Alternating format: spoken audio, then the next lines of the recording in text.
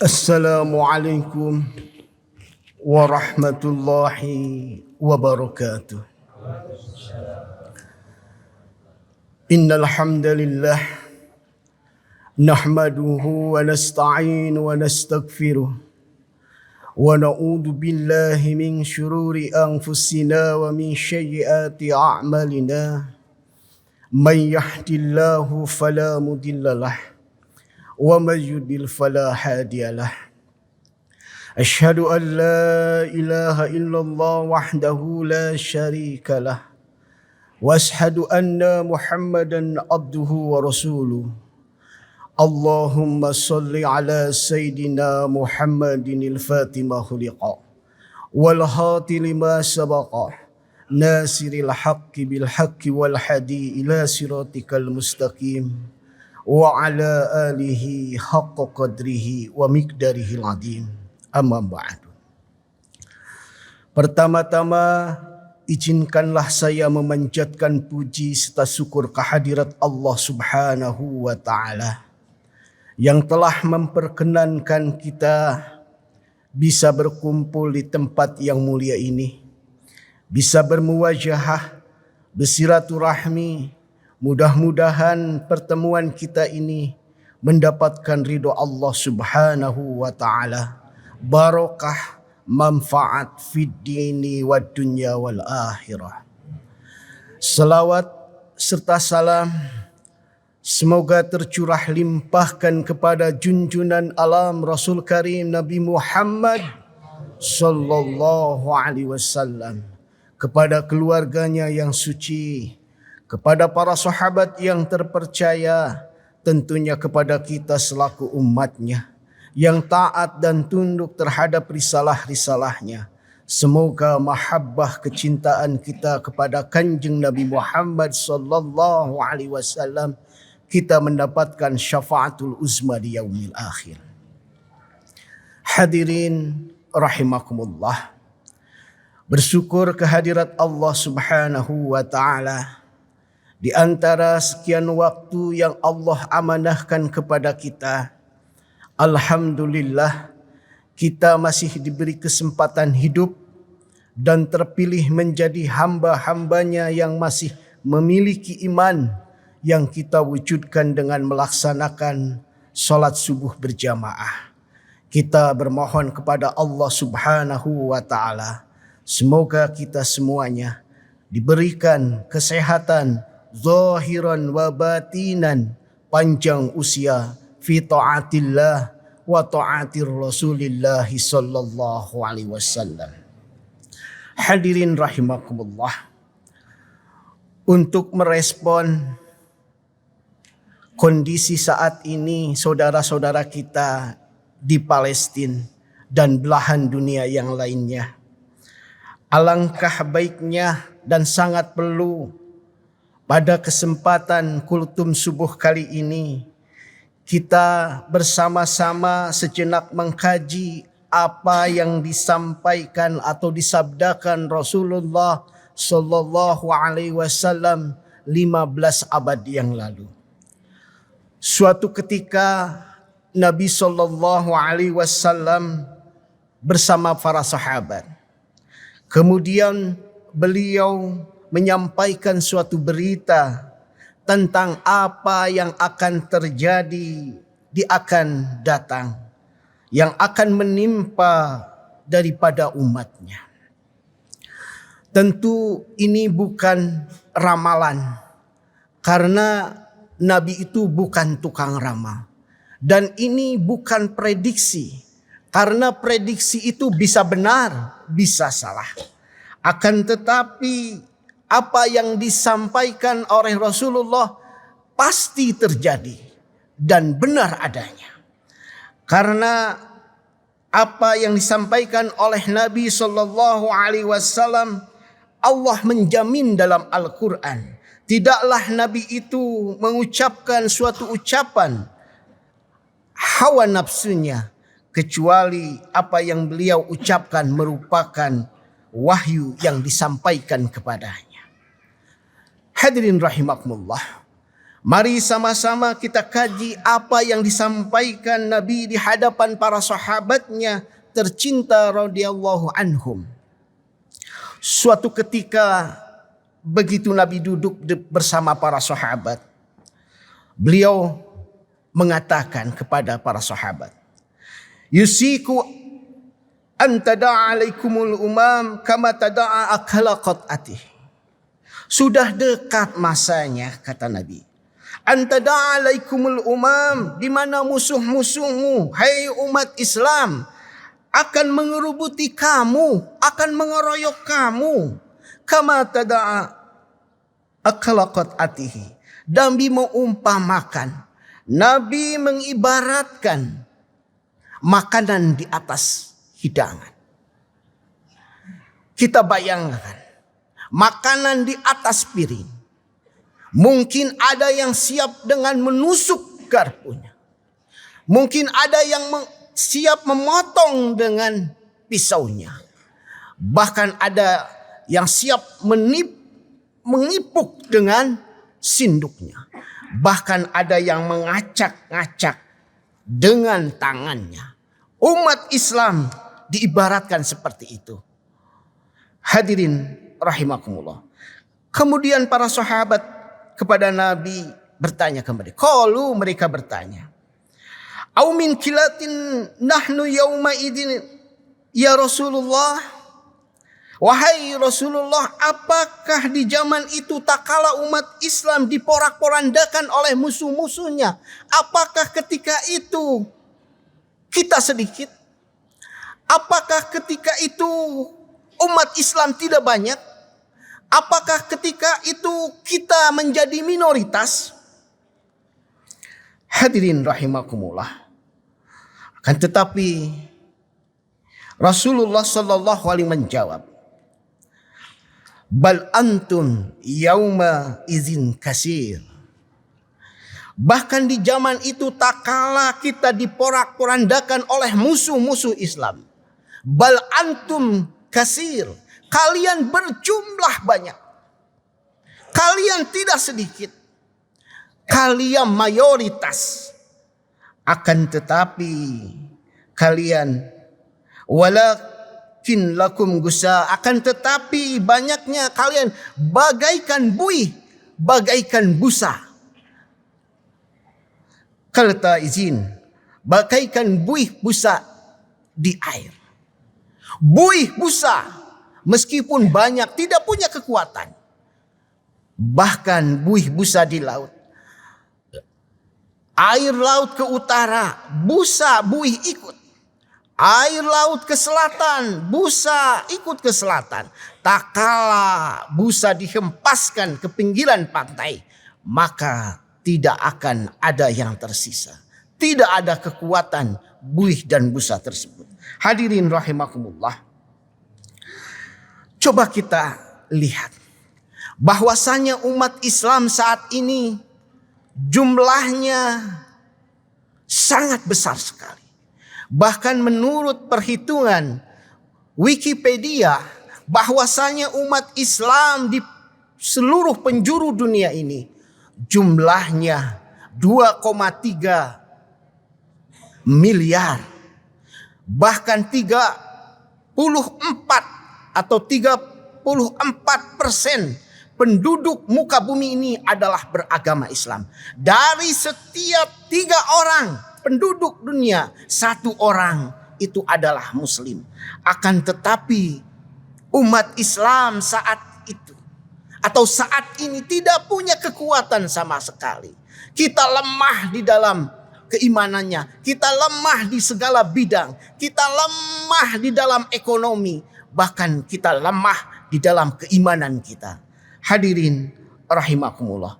Itu persis apa yang dikatakan Rasulullah Shallallahu Alaihi Wasallam. Kita banyak, akan tetapi kita tidak punya kekuatan, sehingga kita sangat diremehkan, bahkan kita didiskriminasikan. Coba kita lihat fenomena yang terjadi di negara-negara Eropa, bahkan Perancis pun kita sangat didiskriminasikan. Padahal kita banyak, padahal kita mayoritas. Hadirin rahimakumullah. Selanjutnya kata Nabi alaihi salam, Nabi menyampaikan, kita banyak tapi kita tidak berkualitas, kita tercecer. Maka apa yang terjadi? Waliyansi anallahu minhu suhuri aduwikum mahabbatum minkum. Niscaya betul-betul, niscaya sungguh-sungguh Allah akan mengangkat dari dada-dada mereka rasa segan, rasa takut kepada umat Islam. Itu terjadi saat ini. Kita lihat Palestina, negara yang berdaulat. Tak kala para pendatang kaum Yahudi, berpuluh tahun mereka hidup di lingkungan mayoritas Muslim, kota atau tanah Palestina. Akan tetapi sekarang Palestina dijajah oleh pendatang. Hadirin rahimakumullah. Oleh sebab itu hadirin rahimakumullah, rasa takut, rasa segan dicabut oleh Allah Subhanahu wa taala meskipun kita mayoritas. Di Palestina ada Masjidil Aqsa, merupakan kiblat pertama umat Islam seluruh dunia. Bahkan saat ini Masjidil Aqsa sulit untuk kita jarahi karena mereka dikuasai oleh kaum Yahudi laknatullah ajmain. Hadirin rahimakumullah. Beda dengan zaman Rasulullah SAW. Ketika zaman Rasulullah SAW ada seorang Yahudi, pemuda Yahudi ketika itu memasuki pasar dan mereka iseng pakaian wanita Arab ketika itu mereka ikatkan pada kursi sehingga tak kala wanita itu bangkit maka terurailah rambut wajah mereka. Ketika itu dilihat oleh para sahabat dan Rasulullah, maka ketika itu pemuda Yahudi itu dicari oleh Rasulullah SAW bersama para sahabat yang ketika itu mereka marah kepada kaum Yahudi, pemuda Yahudi tersebut. Bahkan selama 5 hari kaum Yahudi pemuda tersebut dicari oleh Rasulullah SAW hingga mereka dapati. Akan tetapi kemurahan hati Rasulullah SAW, maka pemuda Yahudi itu dibebaskan dan diusir dari tanah Madinatul Munawwarah ketika itu. Begitulah Rasulullah sangat disegani dan Rasulullah dan para sahabat marah ketika itu apabila umatnya ada yang menzalimi. Bahkan para sahabat pun tak kala seseorang atau di wilayah negara atau kota-kota yang non-muslim ketika mereka mendengar Umar bin Khattab, mereka merasa takut. Itulah di zaman Rasulullah. Beda dengan sekarang. Kita mayoritas, kita sangat banyak, akan tetapi kita tidak punya kekuatan sama sekali. Hadirin rahimakumullah.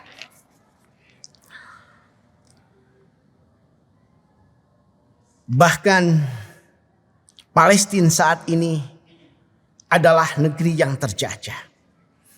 Umat Islam yang begitu banyak sama sekali tidak punya kekuatan. Yahudi di seluruh dunia jumlahnya tidak lebih dari 14 juta. Akan tetapi Islam jumlahnya 2,37 miliar tidak punya kekuatan. Bayangkan jika seandainya jumlah mayoritas itu, jangan kita turun untuk berjihad. Akan tetapi 10% berdoa untuk kaum Palestina, saudara-saudara kita, tentunya Allah akan mengijabahnya. Hadirin rahimakumullah. Oleh sebab itu hadirin rahimakumullah, maka Islam saat ini mayoritas.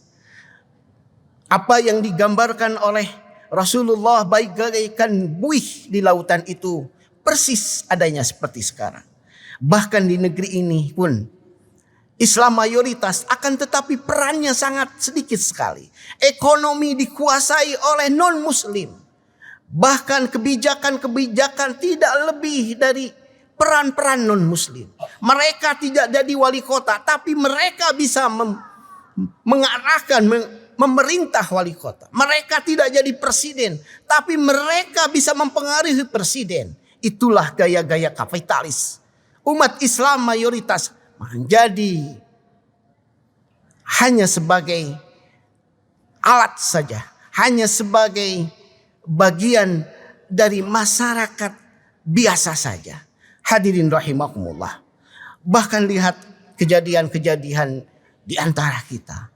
Ada yang namanya Densus 88. Itu kita sangat setuju sekali dengan Densus, Detasemen Khusus 88. Karena kita sepakat bahwa teroris itu adalah merupakan bukan dari bagian Islam. Mereka yang mengacaukan dan merusak nama baik Islam itu sendiri. Hadirin rahimakumullah. Akan tetapi kita coba lihat. Tak kala Ambon dibantai, tak kala Poso, Sampit, ribuan yang terbunuh. Lalu bagaimana dengan sikap kita? Hadirin rahimakumullah. Oleh sebab itu keadilan perlu ditegakkan di negeri tercinta Republik Indonesia ini. Hadirin rahimakumullah. Lalu penutup hadis ini Rasulullah Shallallahu Alaihi Wasallam mengatakan kepada para sahabat bahwasanya beliau mengatakan akan terjangkiti penyakit wahan. Sahabat bertanya, apa itu penyakit wahan? Hubbud dunya wa karahiyatul maut. Cinta dunia, takut mati. Hadirin rahimakumullah. Cinta dunia inilah yang membuat kita lemah untuk bersedekah. Yang membuat kita lemah untuk membantu sahabat-sahabat kita yang teraniaya. Kita lihat Palestina tertindas. Palestina dibombardir oleh Yahudi laknatullah azmain. Apa yang dilakukan oleh bangsa-bangsa Arab? Apa yang dilakukan oleh raja-raja Arab? Mereka lebih mementingkan prestise. Mereka lebih mementingkan hubbud dunya. Bahkan mereka sampai membeli para pemain-pemain sepak bola yang harganya triliunan. Mulai dari Ronaldo, mulai dari Neymar, sampai pemain-pemain top dunia mereka beli dengan harga triliunan. Tak kala Palestina dijajah, dibombardir oleh Yahudi, mereka tidak mengeluarkan hartanya untuk membeli persenjataan. Bahkan nilai harga Ronaldo itu cukup untuk membeli ribuan tank. Bahkan ribuan rudal-rudal yang akan melawan para penjajah, para penindas umat Islam. Itulah penyakit hubbud dunya wa karahiyatul maut. Hadirin rahimakumullah. Bahkan kadang kita pun cinta dunia, takut mati. Kadang kita lebih ridho membayar asuransi jiwa kita daripada kita bersedekah ke masjid, daripada kita membantu saudara-saudara kita. Padahal sudah 15 tahun tidak ke rumah sakit. Hadirin rahimakumullah. Oleh sebab itu, apa yang dikatakan Rasulullah Shallallahu Alaihi Wasallam, suatu masa nanti umat Islam banyak, umat Islam mayoritas, akan tetapi umat Islam bagaikan buih di lautan, tidak punya kekuatan. Umat Islam lemah dalam ilmu pengetahuan, lemah dalam teknologi, lemah dalam persatuan dan ukhuwah Islamiyah, lemah dalam segala sektor. Oleh sebab itu, maka pada kesempatan ini hadis yang diriwayatkan oleh Rasulullah SAW tersebut harus dijadikan tanbih buat kita agar umat Islam agar senantiasa lebih kuat lagi, lebih kuat dalam keimanan kita, ketakwaan kita, lebih pintar lagi dalam menguasai ilmu teknologi dan lebih maju dalam teknologi dan dalam segala bidang agar senantiasa agama Islam ini tetap tegak berdiri sampai yaumul kiamah, agar senantiasa marwah dan keijahan agama Islam ini tetap terjaga hingga akhir hayat kita. Hadirin rahimakumullah, demikianlah kultum subuh kali ini. Mudah-mudahan ada hikmah dan manfaatnya. Akhiril kalam, wallahul muwafiq ila aqwamit thoriq. Wassalamualaikum warahmatullahi wabarakatuh.